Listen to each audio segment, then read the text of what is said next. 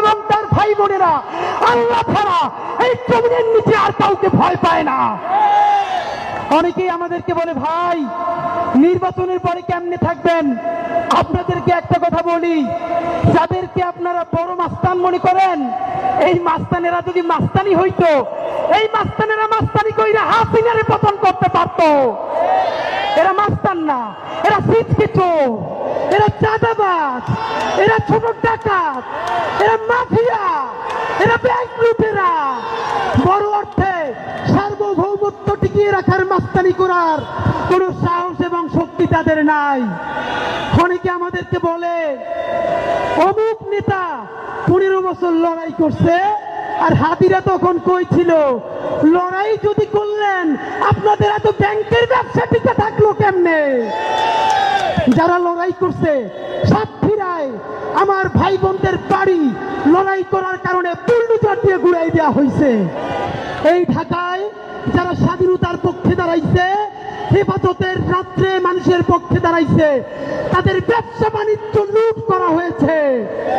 তাহলে এত বড় বিপ্লবী এখন হইলেন, এতগুলো ব্যাংক, এত বিমা, ঢাকায় এত হোটেল, এত ব্যবসা বাণিজ্য কেমনে চালাইলেন ভাইরা?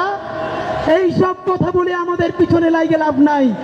নতুন আমাদের চরিত্র হননের জন্য টোকাই, ভালো কাপড় চুপড় পরলে চেহারা ভালো হইলেই এলিট হয়, পশ হয়, এই চিন্তা বহু আগের দিন গেছে। শুনেন, মানুষ এলিট হয় তার চিন্তায়, মানুষ এলিট হয় তার মনস্তত্ত্বে।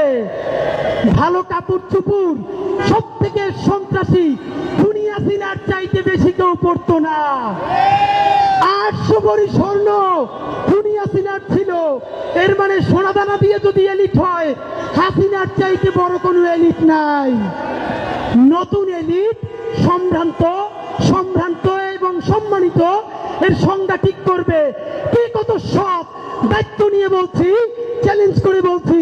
অনেকে বলেন আমরা নাকি সততা সেল করি। ভাইয়েরা, সততা বেচি বেচি বলতে কোনো দ্বিধা নাই। যদি সাহস থাকে আপনারাও সততা বিক্রি করে দেখান। এনএসআই, ডিজিএফআই, ডিবি, এসপি থেকে শুরু কইরা এমন কোন এজেন্সি নাই যাদের কাছে ওসমান হাদি, জাবের, জুমা, শান্তাদের ব্যাংক অ্যাকাউন্ট, বিকাশ অ্যাকাউন্ট নাই। সব আছে। যদি পারেন 1 টাকার চাঁদাবাজি করাপশন প্রমাণ কইরা দেখান। বাংলাদেশে এখন পর্যন্ত কোন মাফিয়ার এত টাকা নাই যেই টাকা দিয়ে আমাদেরকে কিনা নিতে পারবে ইনশাআল্লাহ। আল্লাহ যতদিন বাঁচায় রাখবে, স্বাধীনতা, সার্বভৌমত্ব, ইনসাফ এবং সততার জন্য লড়াই করব। এই লড়াই আমাদের জিহাদ ইনশাআল্লাহ। আর যদি আমি মরে যাই, আমি শহীদ হয়ে যাই, আমার ডান পাশের ভাই বোনেরা এই লড়াই যতদিন বেঁচে থাকবে ততদিন চালাই নেবে ইনশাআল্লাহ। বন্ধুরা, আপনারা যারা এত কষ্ট করে এসেছেন, সামান্য লাঞ্চের ব্যবস্থা করেছি, সবাই একসাথে খাবো। এরপর এখানে কনসার্ট ফর ঢাকা আর্ট হবে। অনেকে কষ্ট পেয়েছেন।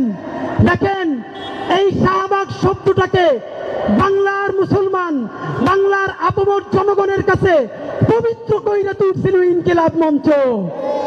কনসার্ট মানে নাচনা গানা, উলঙ্গ ড্রেস পইরা লাভ দেয়া না।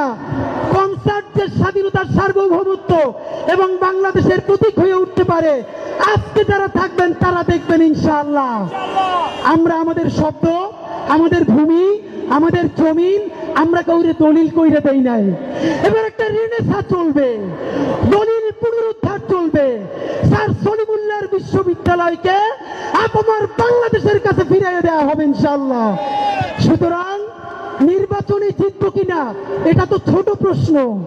শহীদ প্রেসিডেন্ট জিয়াউর রহমানের মতো, মাওলানা ভাসানীর মতো, এইখানকার ভূমিপুত্র শেরে বাংলার মতো, আমাদের সব থেকে স্বাধীন সন্তান স্যার সলিমুল্লাহর মতো বাংলাদেশের 56,000 বর্গ মাইলের প্রতিটা ইঞ্চিতে ইঞ্চিতে আমরা পায়ে হেঁটে নতুন আজাদি, নয়া বাংলাদেশ বিনির্মাণের জন্য ইনশাআল্লাহ পদযাত্রা শুরু করব। সুতরাং যেই যাত্রা শুরু করলাম, মৃত্যুতেও এই যাত্রা কেউ থামাতে পারবে না।